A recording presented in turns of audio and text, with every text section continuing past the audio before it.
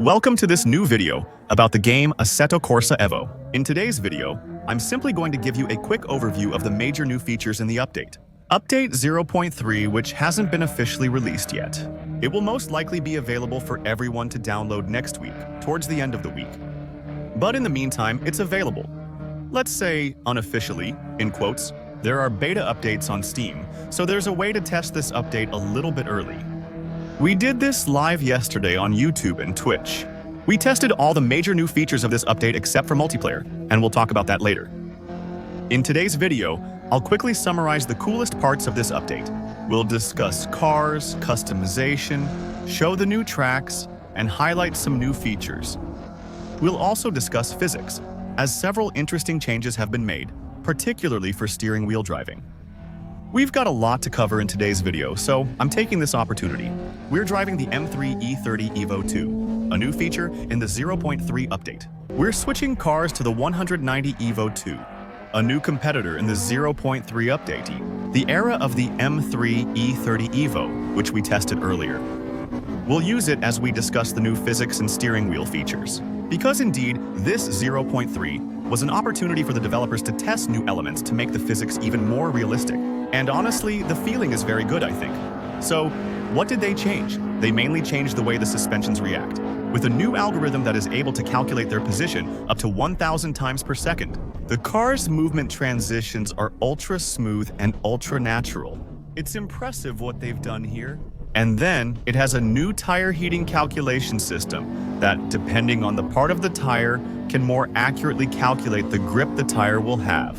It's a new tire model, really simple. I have to admit I already liked the game's physics before. I don't know if you can say that Assetto Corsa EVO is that realistic, but it's really the game where I get the closest feeling, in my opinion. Driving a real car. It's true that when I play this game, I really feel like I'm driving a real car. That's what's pretty amazing, and it makes the driving in the game really super addictive.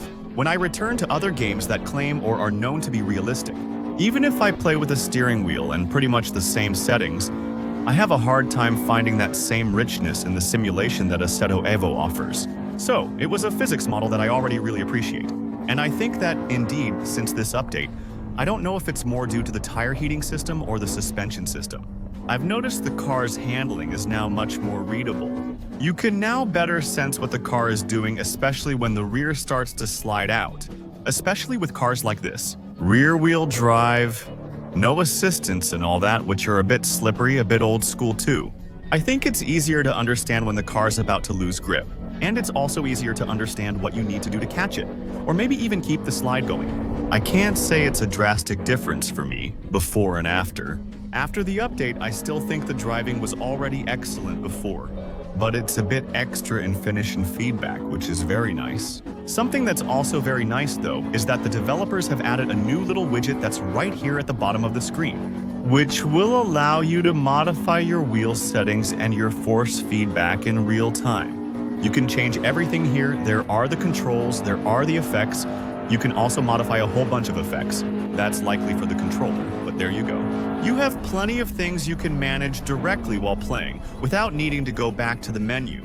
And that's really cool, because it lets you get immediate feedback on the settings you change. There's no before and after.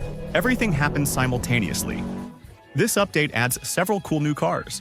There's obviously the Audi RennSport 6 Avant, which we'll drive a bit later, just to show you one of the most anticipated cars of the update. There's the M3 E-Transport EVO 3. I might have said EVO 2 earlier, but it's EVO 3. The M4 Gran Turismo. 3 EVO is extremely impressive, very stiff, and feels glued to the ground. The Caterham, which is very, very cool and quite customizable. The Dallara Stradale, which I'll show you as well because it's fully customizable. You can change everything on it. It's really cool. The Ferrari F2004. I don't think I need to say more. You know this car is exceptional. The Huracan ST EVO 2, which I found very, very hard to drive. And honestly, I preferred its road version. But, you know, to each their own. What else do we have? The 190 EVO 2 we just tested from Mercedes, and the Porsche 718 Cayman Gran Turismo 4 Club Sport.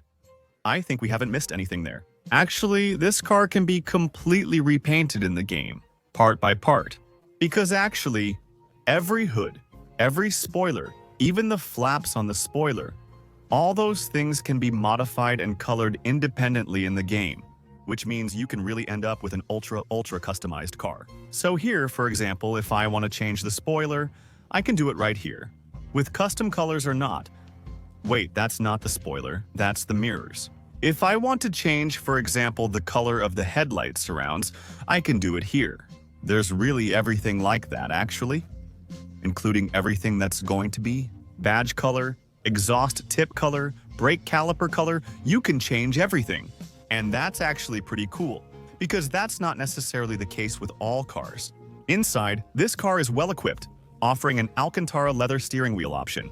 You can also have custom colors for the interior of the car. So, with some pretty bold options, you can change the color of the Dallara logo independently, as you can see here, on the seats, right here, and the rest of the interior quite simply. So, all this part here, I can pretty much have whatever color I want. So, I left it black because I really wanted to make myself an all-black car with the hood, carbon, etc. on the outside. And there's still quite a bit of customization here. And there are different versions of this car in the game. There are two. There's the regular street version and the pure track version, which we brought here. On the pure track version, there's less customization, but we can still change rim color.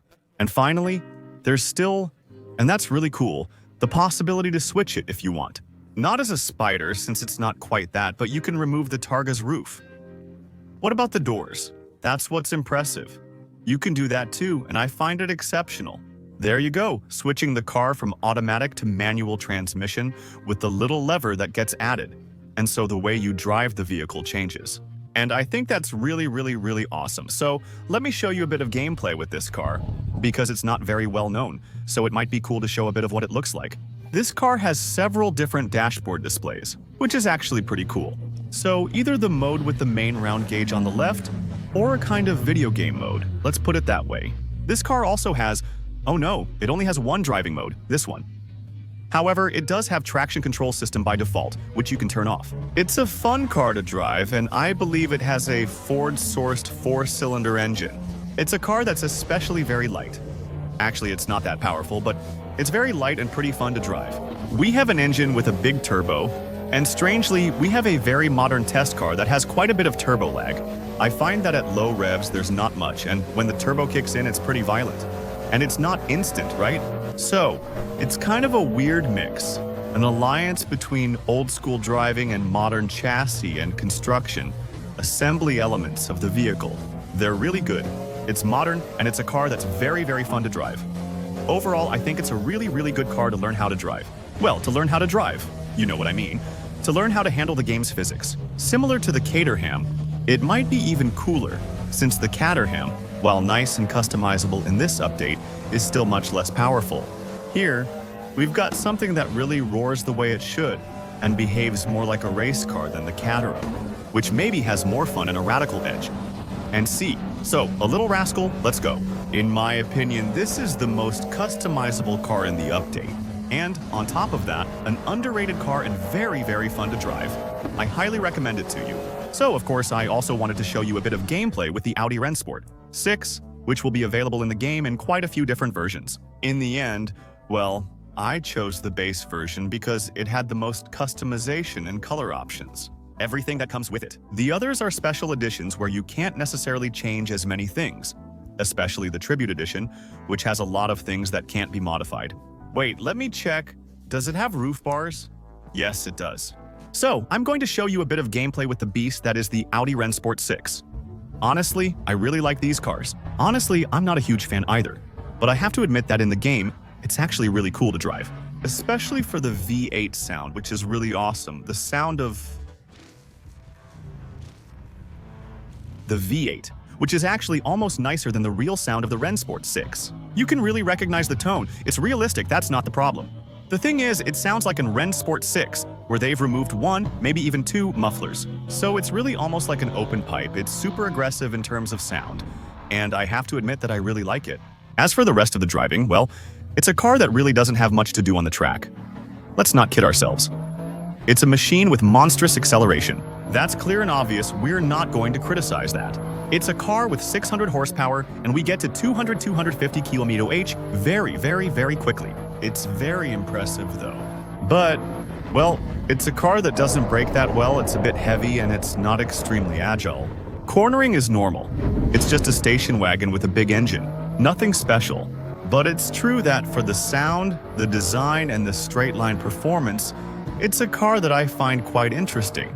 Driving the 7X-4 EVO, which has 2 performance modes, may not be very noticeable on video. Wait, I'll brake so I can show you more easily. So, if you look a little bit at the screen down there on the bottom right, here, you see, we're switching to performance mode. There are 2 basic performance modes. There's the RennSport, one which has 2 traction controls, 1 stability control, and the other one, which has 0 stability control. And traction control 1. It's kind of like the M-Drift mode, for example, on BMW M cars. You have a tiny bit of safety net, but almost nothing, really. You can turn it off.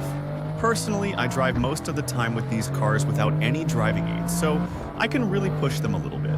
This car is obviously compatible with launch control. If you stop in first gear, hold the brake, and press the accelerator, bam! You get the famous launch. And this is a car that normally has it too.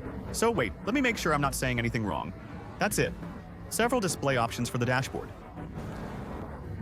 So here too, a little detail that the stock horse handles very, very well. Also, a small detail, there's the range indicator. For example, it shows that with my 27 liters, I can drive 222 kilometers. And well, you see, it just dropped to 221 and so on. It's still pretty nice.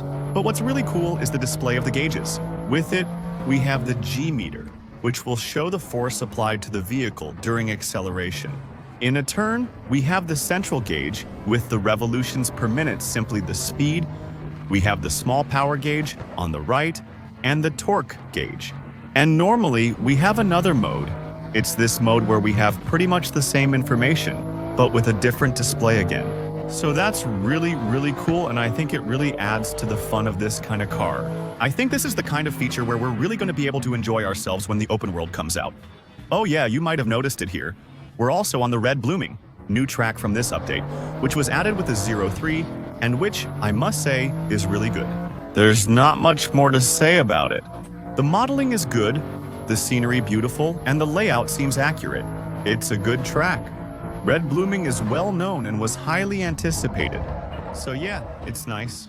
And finally, we have the centerpiece of the update, the Ferrari F2004, which is simply a Ferrari F1 V10 from the 2000s. From 2004, an extraordinary car. The sound. It's pretty good. Actually, I think it's better in cockpit view. And it's especially better when you're driving, because when you're stopped, the rev limiters are a bit weird, but it's really an exceptional car to drive. It's pretty terrifying. First of all, it's the kind of car where you really need to do a warm-up lap to get the tires at least a little warm. Otherwise, the car feels odd to drive. It's much more noticeable than on the 18,000 RPM, you know. Warming up the tires is much more noticeable than in road cars. You have to do it gradually here. This car doesn't have any ABS as far as I know, so yeah, it's quite specific to drive. A car that's exciting? What do you mean? Besides the V10, does anything else justify this car's average speed? It's a Zin thing, so it's a car that's absolutely monstrous to drive. And then, it's the chance to test for the first time the F1 physics in the game, the physics with downforce. And honestly, I find it pretty impressive. When it comes to driving, this physics is really something else. I think that honestly, the physics is actually better than on an F1. Well, the physics is better. I've never driven an F1, so I have no reference, but this driving feels more natural to me. On this game compared to the F1 licensed games, which is pretty crazy, considering this game isn't one. It was surprising. You realize that it's a pleasure. What a joy it is to take V10s and rev them up to 10,000 revolutions per minute. After that, the car is terrifying to drive and you have to be careful. And take your time to get used to it. As for the steering, it's not always easy to understand what's going to happen, actually. The car handles great and is incredibly fast. You're always afraid the car will lose grip, even though it won't. So it's not always intuitive to drive, you know? But it's a monster. So there you go. And well, obviously it's not straightforward. So with this update, they added it, and we know a little bit about it, but it's not like with the F2004. It's still enjoyable. It has a unique flavor. Overall, I think the update was successful. As I was saying, we're not going to talk too much about multiplayer in this video, because I haven't tested it yet. It should be available, you know, on this beta. The thing is, yesterday, I didn't feel like testing it, because I thought, for sure the servers are going to be packed. We're going to spend our evening matchmaking, that's all there is to play. So, I'll test that out in a video one of these days and maybe give a little feedback. On multiplayer pretty early, oh la la see. On multiplayer pretty early. And you? Just to show you a little bit, well, not to show you, but to show you what it looks like. And above all, to give you a little bit. My thoughts on multiplayer stability and possibilities. So there you go, we've gone over things a bit.